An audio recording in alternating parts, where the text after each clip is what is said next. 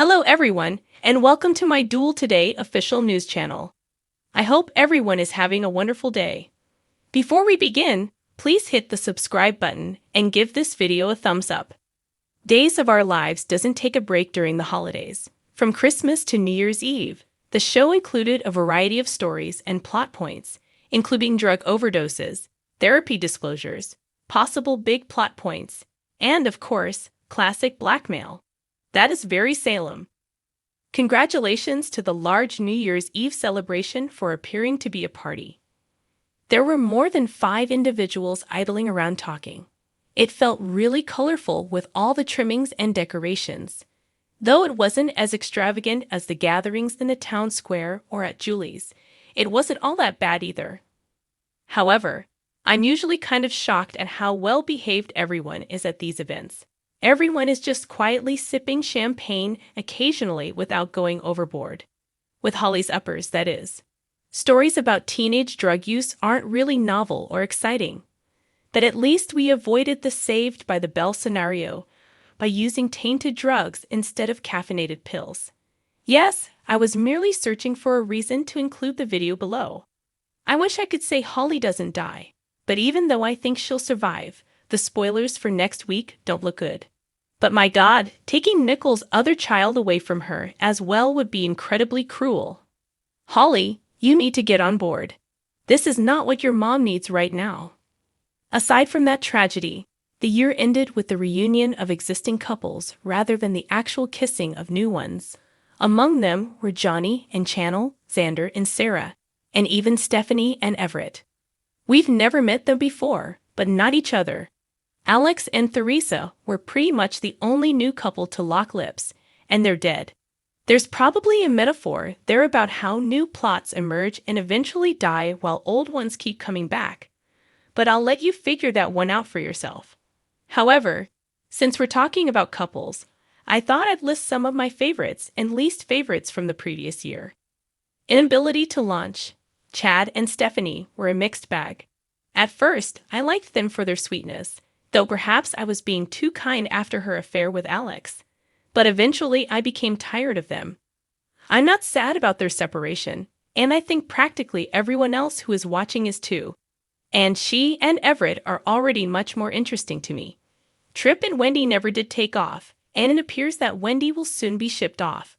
She wants to travel to China, and based on the spoilers for next week, I believe Trip may decide to send her there by herself, while staying behind to support his mother. That is regrettable. She began as such a strong character, setting up Trip and Joey in a triangle we never got, then teamed up with Johnny to play world-trotting private investigators and uncover the truth about their respective family members. This is not because I enjoyed her and Trip together. I didn't. She became deluded somewhere along the line. But this week's lovely scene with Melinda reminded us how amazing things may be if she could simply write consistently enough for us to love her. However, if she departs, she will just be the most recent departure of the year. It feels like there have been a lot of people come and go. Dimitri, Gabby, Lee, Sean, Belle, Chloe, Philip and Talia, Megan, Jack and Jennifer, Allie, Sunny. Try it again. When Stefan and Gabby did get back together, they ought to have improved by now, but we scarcely got to appreciate them because they were so consumed with getting Demira. I'm hoping that the pair gets a fresh start and maybe regains some of their magic if Gabby is found not guilty and released from jail. Yeah, I'm quite sure she'll be recast. Unless Stefan and Ava's fictitious connection materializes as a genuine one. That seems like a better option than Ava and Harris.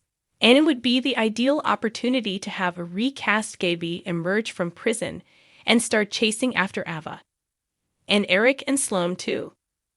I could understand it when it was just the two of them having fun and Eric letting his hair down a bit. But now, let's hard pass.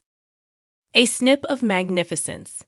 However, I adore EJ and Nicole as a couple, especially after observing how kind and patient he has been with her. Beyond that, though, is the fact that Nicole mostly accepts the fact that he is still free to express his darker side.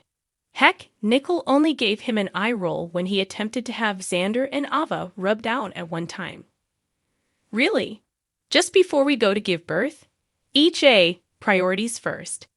However, they've already ended.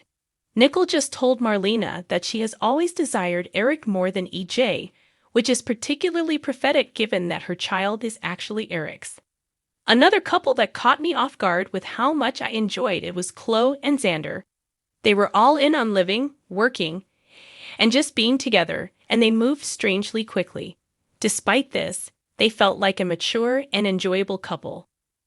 And they were a pleasant diversion from the Gwen/Xander/Sarah cycle. Sadly, they were unable to endure. Xander is going to receive everything he has ever desired, including power and wealth at Titan, Sarah's affection, a family with their child, and a family as Victor's heir. For Chloe, there was nothing there. Turns and twists. In relation to it, what about the twists? Although we all anticipated it, it was a decent move for Xander to become Victor's son rather than Alex. Alternatively, perhaps we all just wanted it to be real rather than giving Alex such a prominent role in the family. The twist of Sloane taking Nicole's baby shouldn't work well. Once more, it was predictable and has been done before. But I also enjoy it for that reason. Because Nicole was certain that she was merely insane with grief, despite the fact that she was well aware of what had happened. When she regains custody of her child, her "I told you so" will be legendary. It wasn't a surprise either that Everett is also Jada's spouse. The show revealed this to us before we even met him. However, learning about his multiple monikers and his alleged coma, yes, supposedly, I'm not sure I believe it anymore, is providing us with plot points that, hopefully, will come to fruition and become more integrated into the whole picture. Although Abe's memory loss wasn't a great surprise, it's still kind of amazing that everything wasn't neatly wrapped up in a few weeks. However, Paulina becoming mayor, I never saw it coming. Voters in Salem must not really give a damn. If you can merely resign and name someone else to take your place in office, why even hold elections? The principal occurrences. Just getting this one out of the way, please. The fans have no desire for Beau and Hope to return. If the plot resulted in a lavish wedding and they rode off into the sunset, then their lack of presence would be one thing. However, until the final moments before he was shot, Beau was not truly Beau. After spending almost the whole plot apart, the two sailed off into a hospital as he fell into a coma. I don't think there was much in that story that pleased the fans, aside than seeing the stars again on film.